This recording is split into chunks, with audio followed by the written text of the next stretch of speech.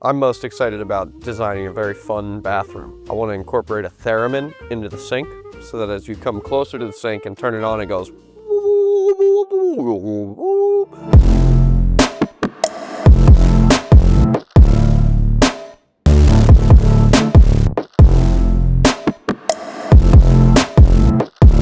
We're standing here in front of the future front door of Cannonball Club, Philadelphia. Now, it's a bit of a Harry Potter 9 3/4 operation right now, but right behind me will be the main entryway. And as you can see, we are right in the heart of Fishtown, Girard Avenue over there, Joe's Steaks. We've got Philly Personal Fitness here. We've got Barcade, we've got Fabrica. We're right in it.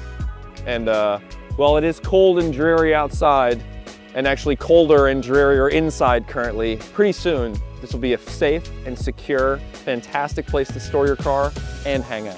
So if you follow me inside, I'm just gonna show you the new reception entry area for Cannonball Club Philadelphia. And I know what you're thinking.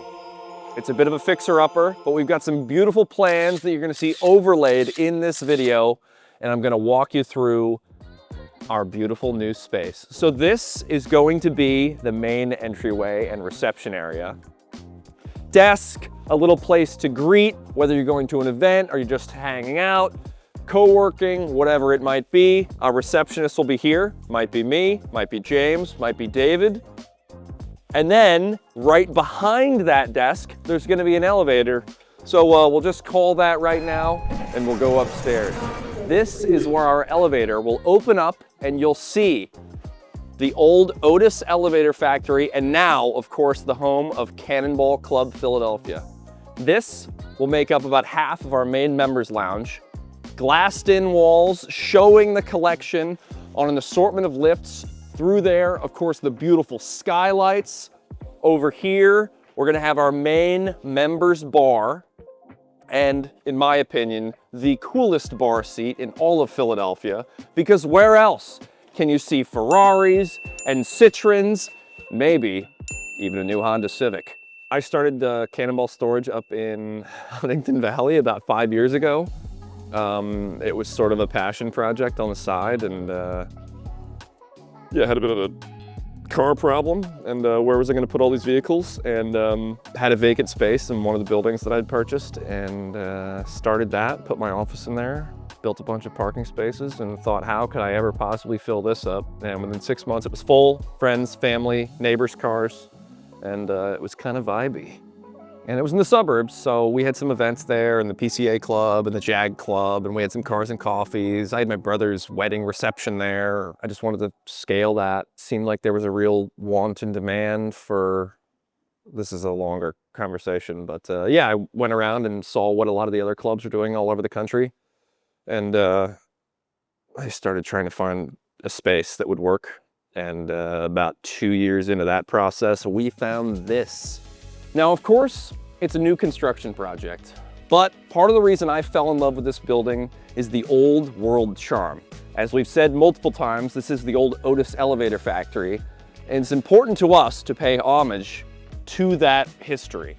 Obviously, you can see we've got the beautiful skylights, all of the columns. We're even going to try to retain as much of this crane and crane work as possible, and I just absolutely love all of the old world machinery, you know, the thing to do the windows or whatever the hell you call it. We're gonna have air conditioning, of course, but you just can't build that stuff anymore. So we're gonna try to preserve and keep as much of it as possible. This is brick, and I'm pretty sure that this is common bond, which is typically recognized by a row of headers with 6 layers of lengthwise bricks in between another row of headers. This keeps it strong, safe, and secure. And these are just some of the details that we're so excited to preserve with Cannonball Club, with the history of this amazing building. I want to make sure that we can come in on budget with the construction costs. There's 1,000 moving pieces, from how much a light switch costs to how much the sub-slab plumbing is for the sprinkler system. And we need to assemble all those numbers, and I need to sit down with my guys and have a minor heart attack and then decide how we're gonna make it all work. I'm most excited about designing a very fun bathroom. I want to incorporate a theremin into the sink so that as you come closer to the sink and turn it on, it goes. And I'm most excited to tell you that that's not in the budget at all. See, Chris is a bit more of a numbers guy, more of an ideas guy. And Numbers guys are more important. Well, but it's also about creating a fun clubhouse experience. And now I'm gonna hand it over to James to talk you through the event space a bit more because I'm too much of a sissy to walk out on that beam. James, go ahead and don't tell our insurance provider. Well, this, where I'm standing right now, will be our event space for the upstairs unit. And essentially we'll have space for approximately 50 people for any private events you wanted to have, whether or not it's a birthday party or a rehearsal dinner or what have you. You'll kind of have the best seat in town, be able to look down over the entire collection, get together, network, do whatever you want. And during the day when this is not being used as an event space, this will also work as overflow co-working space. And maybe for the weekends when we're watching the races, you'll be able to come back here. We'll have a big TV, nice stereo system, and you'll be able to get a beer and a cheeseburger. Progress. This is my coffee from 6 months ago. That's how much we've been here and how little's actually been done. First of all, it's extremely frustrating because we started this process and actually identified and agreed on this building over a year ago. And since then, there was a lot of negotiations on the purchase and lease agreement. There was a lot of negotiations with, even sourcing and finding an architect that was capable of handling this type of project. And then beyond that, once we sort of loosely agreed upon a design, we're now at the point now where we've hired a contractor, and the contractor scope between ourselves and the landlords is sort of being further defined, who's responsible for what and therefore who's paying for what, who's paying for this concrete, if there's additional concrete that needs to be installed underneath of our lifts or underneath of these columns, or how do our lifts interact with this concrete, basically who pays for that. And there's been a ton of back and forth on that because some of our suppliers aren't fully sorted out yet. And yeah, the last 6 months have been slightly frustrating because, there's a lot that happens on paper and a lot that's been developed in our building plan and technical drawings. The actual work on the space has not happened. And luckily we got our zoning approval just a few weeks ago, and we're bidding permits right now, which is why no work has happened in here at all. Yeah, so that floor is gonna be removed, and then the cars will actually be lifted behind the columns, but at the same level as this mezzanine. So I'll be able to look, and directly opposite my bar stool, you could be looking at your car if you choose to store a car with us here. So this will be our main entryway for all of the cars stored in the facility. And I'm paying very, very special attention to the grade of this ramp, because we all know as car guys, there's nothing worse than scraping the nose. So we'll come forward. This is where the handoff to one of our attendants will happen. And then you are more than welcome to go upstairs into our bar area and have a drink. And then your car will go to its place for safe and secure storage. Now on the left-hand wall here, and bear in mind, this is only half of the space, we're gonna have an array of lifts pressed up against the wall in sort of a library book filing system, if you will, bookshelf for cars. The cars will go in, and then from across the way, where our glassed-in members lounge is, you'll be able to look and see the profile image of all of our different customers' cars. Guys, thanks so much for being here today. As you can see, there's been extensive concrete work that has been taking place at Cannonball Club Philadelphia. We've actually gone down about 63 inches. That's typically the optimal distance that we are going to need in order to pour a new concrete foundation. Why is that concrete foundation so important? It's a great question. Well, as you remember, over here is where all of those triple stack lifts are going to be. And that velocity and that pressure coming down on the concrete does a lot, right? And we want to make sure that our members' cars, whether you have something big like that, you have a little Fiat, or you have, a Lincoln big town car with a lot of iron weight to it, it's got to be able to hold it well. So we've been working with our designers and our structural engineers in order to make sure that those cars are safe.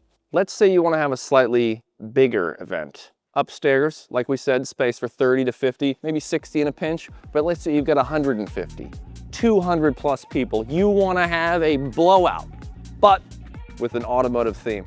Now, of course, we can bring in whatever car you want.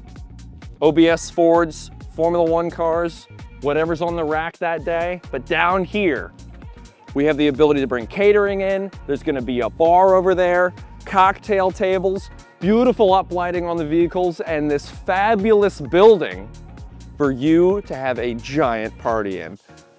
This is the midpoint of Cannonball Club Philadelphia. So, well, that's the main ingress and egress for vehicles. They'll be driven through this partition, and then we're gonna have an array of triple stacker lifts pressed against the back wall. And of course, in front of that, once the cars are stored, even more floor event space. Of course, for our event space, we're gonna have some beautiful bathrooms back here, one of which may be Joe Walsh themed. Stay tuned.